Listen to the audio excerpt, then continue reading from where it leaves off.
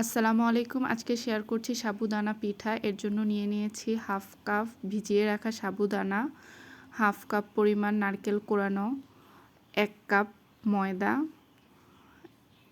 Half cup পরিমাণ চিনি, একটা ডিম এবং স্বাদমতো লবণ। সব কিছু একসাথে ভালোভাবে মিশিয়ে নিব।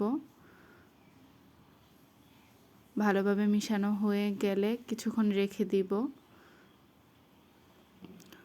তারপর কড়াইতে দিয়ে দিব পরিমাণ মতো তেল পিঠাগুলো ভাজার জন্য।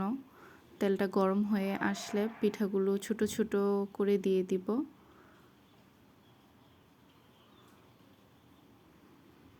এক পাশ হয়ে গেলে উল্টিয়ে দিব।